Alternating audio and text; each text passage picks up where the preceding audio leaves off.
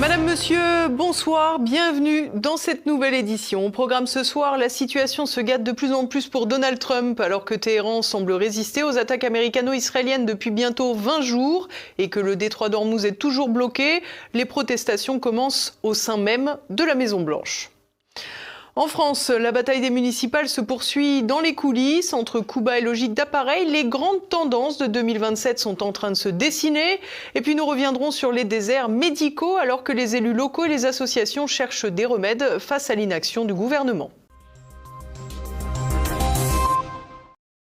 L'édifice Trump prend de plus en plus l'eau. 20 jours à peine après l'intervention américano-israélienne contre l'Iran, Téhéran résiste toujours et la Maison-Blanche, elle connaît ses premières défections de poids.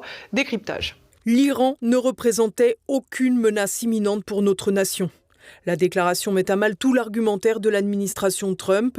Pourtant, elle émane de Joseph Kent, directeur du Centre national contre le terrorisme. Il vient de donner sa démission. La première parmi les fonctionnaires de premier plan de l'appareil d'État américain nommés directement par Donald Trump à son retour au pouvoir. Dans sa longue lettre annonçant son départ, Joseph Kent affirme que les États-Unis ont, je cite, « déclenché la guerre sous la pression d'Israël et de son puissant lobby américain ». Une lecture que nombre d'électeurs déçus de Trump partagent aujourd'hui aux États-Unis. L'ancien officier de l'armée américaine déplore également que les États-Unis perdent inutilement la vie de soldats dans une opération injustifiée, comme ce fut déjà le cas en Irak et en Syrie. Il faut dire que Joseph Kent s'était rapproché du président américain peu avant 2020, juste après que son épouse, Shannon Kent, a été tuée dans un attentat en Syrie où elle servait pour la marine américaine. Sans surprise, la Maison-Blanche n'a pas manqué de répondre. La porte-parole Caroline Leavitt a rejeté de fausses allégations, estimant que l'idée de voir une intervention décidée sous l'influence d'autres personnes était insultant et risible. Trump a quant à lui préféré dénigrer Joseph Kent, déclarant qu'il était très faible en matière de sécurité et que sa démission était donc une bonne chose. Rien qui ne puisse véritablement éteindre l'incendie qui brûle désormais autour du président américain, à l'image du porte-avions USS Ford.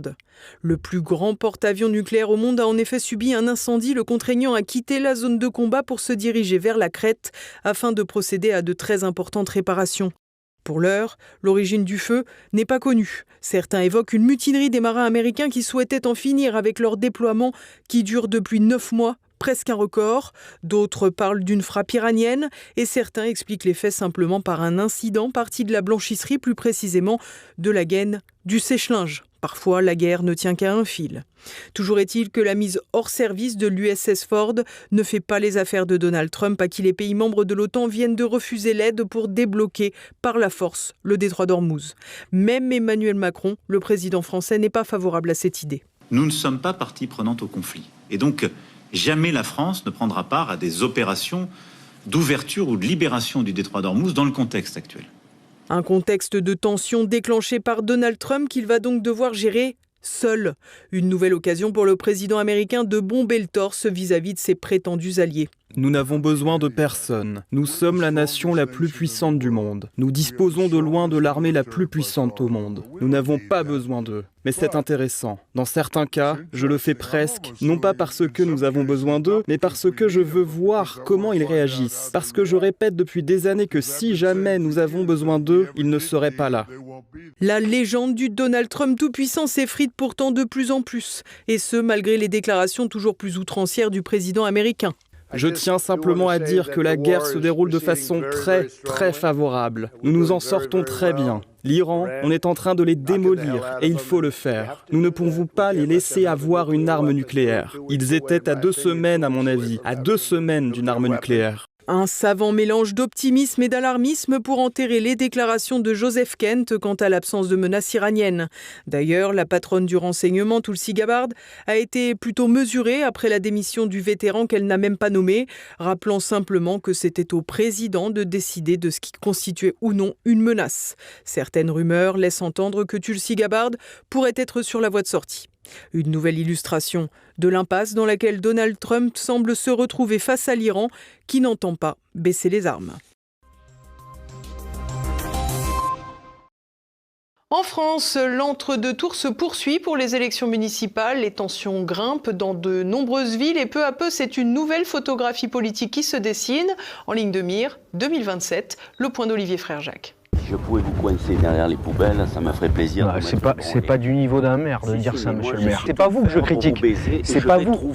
C'est pas vous que je critique, monsieur le maire. Dans votre vie personnelle. Je vais trouver dans votre vie personnelle. C'est pas vous que je critique, c'est le maire. Enculé à vous, je le ferai. Grosse ambiance à Arcachon avec deux candidats, le sortant et son concurrent de gauche, qui s'écharpent. Une vidéo filmée à l'insu de l'édile LR qui illustre le niveau de tension qui touche une partie du pays. La fameuse polarisation du débat politique évoquée sans cesse par les observateurs sur les plateaux télévisés. Ce mot valise pourrait se résumer plus simplement en pourrissement de la situation dans un pays fracturé. Le dépôt des dernières listes pour le second tour a donné lieu à une surprise, en sus des retraits de Sarah Knafo à Paris et Sébastien Delogu à Marseille. C'est à Bordeaux que le candidat Philippe de Sertine, économiste indépendant, arrivé en 3e position, s'est retiré et ouvre la voie à un duel entre le macroniste Thomas Cazenave, ancien ministre, et l'écologiste Pierre Urmic, sortant. L'élection est complètement relancée et Cazenave semble même désormais en position très favorable. Globalement, les lignes politiques n'ont pas été bouleversées, la gauche n'a pas renoncé à travailler avec LFI quand la droite LR ne consent toujours pas à se désister pour le RN, et réciproquement. Seule Sarah Knafo a consenti à une telle concession, mais dans un contexte différent de celui du RN qui se trouve à bien des égards en position de force au niveau national. Reste que les pions bougent un peu de ce côté de l'échiquier, avec des alliances locales discrètes et Bruno Retailleau qui a refusé de soutenir Christian Estrosi, membre du parti Horizon d'Édouard Philippe, à Nice. S'il pourra lui être reproché de tirer sur l'ambulance alors que Christian Estrosi semble plus bas que terre et contraint d'aller danser avec des retraités pour attirer l'attention et de tendre la main à gauche, il n'empêche que le patron DLR témoigne ici d'une ambiguïté qui ne manquera pas d'agacer ses alliés du centre. Côté sketch anti-RN, LR n'est cependant pas en reste, à Menton, avec le fils de Nicolas Sarkozy, qui régale toujours autant. Il ne s'agit pas de calcul, il ne s'agit pas de magouille, il s'agit de battre le Rassemblement national. Pas parce que le Rassemblement national est un parti mystique, vous savez, je me suis longtemps prononcé sur le fait que je ne croyais pas à l'arc républicain, mais parce que la candidature de Mme Masson n'est pas une candidature sérieuse. Les yeux exorbités et la mise en cause d'une candidature RN d'Alexandra Masson qui ne serait pas sérieuse. Il s'agirait ici de se rappeler des déclarations stratosphériques de Louis Sarkozy sur la sécurité routière, c'était seulement en décembre dernier. Et ce qui tue les automobilistes, c'est l'assistanat. Je plaide pour une immense simplification de nos routes, supprimer les feux rouges, les lignes blanches, les panneaux de signalisation, en bref, rendre le citoyen responsable de sa propre conduite au lieu qu'il la délègue intégralement au code de la route. Difficile de donner des leçons de sérieux pour un fils de américanisé et parachuté qui n'est même pas respecté par sa nouvelle alliée. Au cours d'un débat d'entre-deux tours qui a montré la nullité crasse du binôme qu'il forme avec l'ancienne LR Sandra Paire, qui avait découpé sa carte d'adhérente aux Républicains quand le fils de l'ancien président avait été choisi comme candidat par Paris, la candidate RN en a profité pour expliquer les dessous de cet accord. Vous voulez que je vous dise quelque chose? Si vous voulez me faire dire que M. Sarkozy, j'ai dit que c'était un parachuté, pour moi, c'est toujours un parachuté. Ridicule.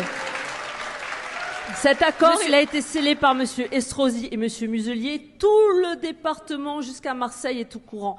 Il faut arrêter de mentir aux gens. Il faut être un peu honnête à un moment donné. Assumez. Numériquement, l'attelage Sarkozy-Paire semble bien engagé, mais la communication catastrophique des deux pourrait profiter au RN, tandis que le candidat Florent Champion, présent dans cette quadrangulaire, a surnagé dans le débat. Et un bon score de ce dernier, qui est étiqueté de centre droit, pourrait favoriser le RN.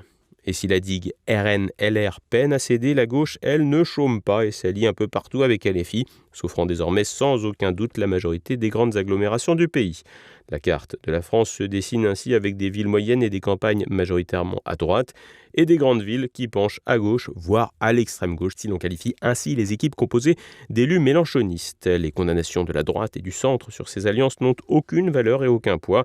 La gauche s'estime moralement légitime à faire de telles alliances et à part quelques voix qui s'élèvent sans peser, les socialistes et surtout leurs alliés écologistes et communistes ont largement admis l'idée d'une union qui leur permet de l'emporter. Le cordon sanitaire avec LFI poussé par François Hollande est mort-né. LFI est un accélérateur de la gauche française. Le parti mélenchoniste va plus vite et plus loin que ses alliés sur tous les sujets et tire la gauche toujours plus à gauche. Et LFI n'est aujourd'hui pas un laboratoire d'idées de la gauche ou une composante radicale, mais bien la locomotive qui doit emmener les poissons rouges, roses et verts à la victoire en 2027. Et des manœuvres politiques qui déconcertent bien entendu les Français. Nous sommes d'ailleurs allés recueillir leurs témoignages à Paris. Malheureusement, ce qu'on se rend compte, c'est que les manœuvres en cours vont inciter les gens à s'abstenir encore plus. Ça, c'est un peu ce qui nous inquiète. Oui, et ça va aller dans le sens de ce qu'on dit toujours, tous pourris et magouille blues. Et ça, c'est quand même particulièrement gênant parce qu'on a des valeurs et puis on souhaite qu'elles soient représentées même au sein de la mairie de Paris, quoi. Et du coup, on va faire un vote de raison sur le deuxième tour, voilà. Et puis on n'écoutera pas forcément les consignes qui ont été données par les uns et les autres. La gauche me déçoit. Je ne suis plus de gauche. Je suis comme Michel Onfray, ce n'est plus ma gauche. Sur les fusions de listes, sur les collaborations, notamment au niveau de la gauche, parce que moi je vote à gauche, où je trouverais ça important que les personnes collaborent plus, que les listes fusionnent et qu'il n'y ait pas de décision de type maintien de liste, alors que j'ai l'impression qu'on a quand même globalement des idées en commun. Donc voilà, l'union de la gauche, on aimerait bien voir ça un peu plus. Je suis un petit peu écœurée. J'avoue, je ne sais même plus pour qui voter, vous voyez. C'est vous dire à quel point tous ces gens-là m'écœurent. Voilà, c'est ce que je peux vous dire. La remontée des extrêmes, c'est inquiétant, quoi. Surtout dans certaines villes. Et leur aliment de certains partis avec l'autre. Et puis, tout le monde s'insulte, tout le monde se... Bon, voilà, donc c'est désolant. Oui, les manœuvres d'appareil, oui, c'est ça aussi, oui. J'ai lâché l'affaire depuis longtemps. Tous ces groupes politiques, pour moi, c'est la même chose. Ils ne s'occupent pas de nous. Donc, je vote blanc. Mais je vote quand même. Oh, les élections municipales, c'était très intéressant, hein, vraiment. Hein. Bon, je pense que quand même, le gouvernement, il en a pris un sacré coup dans l'aile. Le PS, je pense qu'il va disparaître. Je vois pas la différence entre les positions du RN et Macron, par exemple. On essaye de nous vendre le Front National aujourd'hui, parce qu'aujourd'hui, on s'est un petit peu... on s'est un petit peu mis dans les pas de l'extrême droite israélienne, j'ai l'impression. Les déserts médicaux, enjeu discret mais réel des municipales. Pendant que les élus locaux et les associations tentent de trouver des solutions, le gouvernement, lui, semble totalement dépassé. Renaud de Bourleuf. Situation critique pour les soins en France. Mardi, la Fédération hospitalière de France a de nouveau sonné l'alarme. 73% des Français ont déjà renoncé au moins une fois à un acte de soins au cours des 5 dernières années. Parmi les motifs, on trouve le délai d'attente pour obtenir un rendez-vous, mais aussi la distance à parcourir. Alors qu'on compte 6,4 millions de Français sans médecin traitant, 87% du territoire est classé en désert médical. Pour illustrer le phénomène, alors qu'il faut 8 semaines pour obtenir un rendez-vous avec un cardiologue en Île-de-France, il en faut 24, soit 3 fois plus, en Normandie. Mais dans de nombreux territoires, il manque un médecin généraliste. À Bourg-Vallée, commune de 3000 habitants dans la Manche, il n'y a plus de médecins depuis 10 ans. Le conseil municipal se démène pour trouver une solution. Dans le budget 2025, tu sais qu'on avait mis, donc il y avait 159 000 pour le médecin et l'assistant. Pour le budget 2026, je pense qu'il va falloir renouveler ce montant-là. Donc depuis l'année dernière, on a mis un budget pour donc un médecin et une personne responsable du centre de santé. Ça représente en gros 13-14% du budget de la commune. Donc c'est pas négligeable quand même. Un sujet qui a été mis sur la table à l'occasion des élections municipales. Ainsi, l'Association des maires de France propose notamment d'orienter davantage la pratique des médecins de premier recours, dont l'installation et l'exercice seraient soumis à des conditions dans les zones où l'offre de soins est déjà élevée. Fanny Lacroix, maire de Châtel-en-Trivière, village de 500 habitants dans l'Isère, revient sur des actions menées par des élus locaux. Alors moi, sur mon territoire, c'était des communautés de communes qui ont été quand même très dynamiques et qui ont ouvert des maisons de santé. Donc on a la chance d'avoir 2 maisons de santé assez proches de Châtel-en-Trièves, avec des médecins qui sont disponibles. Moi, encore hier, j'avais un petit souci. J'ai appelé à 18h, 18h45. J'ai eu la chance d'avoir un rendez-vous. Donc vous voyez, ça veut dire qu'aussi des fois en milieu rural, il y a aussi des offres de santé qui fonctionnent. Donc il faut essayer de préserver l'existant. Et pour ça, je crois qu'il faut se grouper. Il faut en parler au niveau du territoire et vraiment avoir une démarche coordonnée avec l'ensemble des élus de chaque commune et que les intercommunalités sont des bons interlocuteurs. Et après, ça n'empêche pas d'avoir des initiatives communales. Des initiatives sont prises par des acteurs privés, à l'exemple de Médecins Solidaires fondé par un médecin limousin. L'idée est d'ouvrir dans les zones désertes des centres de soins dans lesquels des généralistes se relaient. À titre d'exemple, un centre médecin solidaire a ouvert en 2025 à Reuilly, commune de 2000 habitants de l'Indre, sans médecin depuis 2 ans. En fait, on a des patients qui abandonnent leurs soins, en fait, qui abandonnent leur suivi, qui avaient des traitements chroniques, qui ne les prennent plus, qui ne se font plus dépister, qui ne se font plus suivre. Et du coup, ça permet de les remettre parfois dans le système de soins, et ça, c'est important. Le soulagement d'avoir des relations, quoi. Quand il y a quelque chose qui ne va pas, on peut téléphoner, des sorties d'hôpital, on peut appeler. Enfin, tout est beaucoup plus simple à partir du moment où il y a un autre professionnel de santé. C'est ce qui est prévu dans les textes de loi, de travailler en équipe. Donc là, on va revenir comme quand on avait nos médecins dans le temps et travailler ensemble. Mais pendant qu'élus locaux et acteurs privés s'activent, que fait l'État ? En 2025, 2 propositions de loi ont été adoptées en première lecture. La première, du sénateur LR des Deux-Sèvres Philippe Moulier, prévoyait pour les généralistes de conditionner leur installation dans une zone très riche en médecins à une installation en parallèle, à temps partiel, dans un désert médical. La seconde proposition du député socialiste Guillaume Garot prévoyait de ne permettre l'installation des médecins dans une zone bien dotée que si elle fait suite au départ d'un médecin de la même spécialité. Les 2 textes sont actuellement dans la navette parlementaire mais ne sont pas prévus dans les prochains débats. Début février, le ministre de la Santé Stéphanie Rist ne semblait pas pressé de les remettre au programme. Je laisse les parlementaires et les propositions de loi faire leur chemin parlementaire. Vous pourriez la reprendre à votre compte ? Le gouvernement pourrait la reprendre à son compte ? Écoutez, pour l'instant, ce n'est pas au programme et d'ailleurs, le sénateur me l'a pas proposé. Vous l'a pas proposé. Face aux nombreuses grèves de médecins, le gouvernement semble avoir déserté le problème. Et nous poursuivons avec l'actualité en bref en France.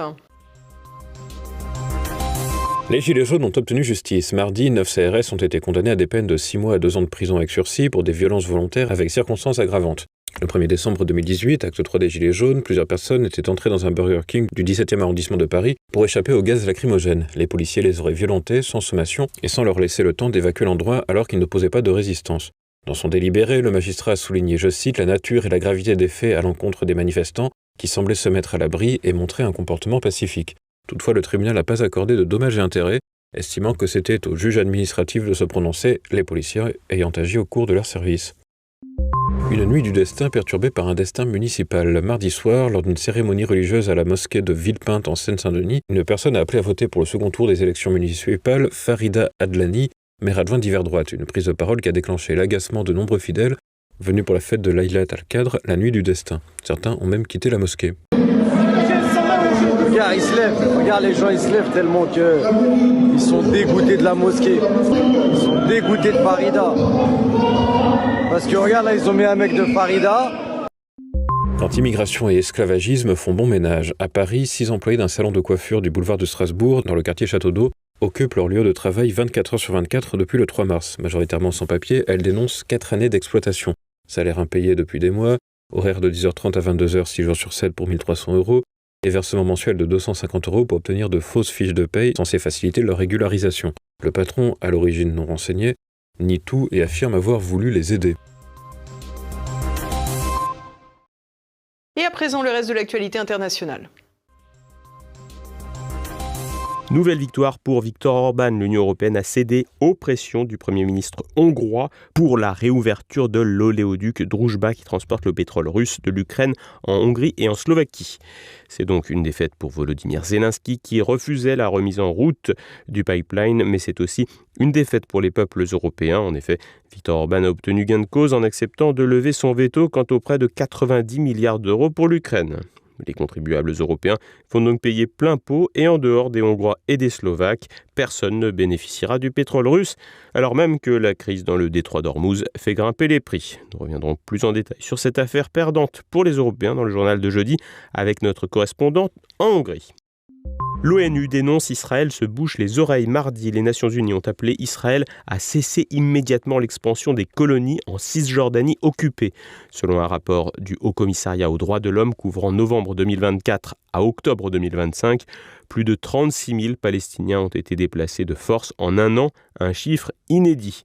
Ces expulsions, qui coïncident avec celles massives à Gaza, indiquent, selon l'ONU, une politique concertée de transferts forcés massifs, suscitant de graves craintes de nettoyage ethnique. Le rapport recense également 1732 incidents de violence commis par des colons, souvent impunis. Le haut-commissaire autrichien Volker Türk qualifie ces transferts de crimes de guerre, voire de crimes contre l'humanité, dans certaines circonstances, et exige l'évacuation des colons, la fin de l'occupation et le retour des déplacés.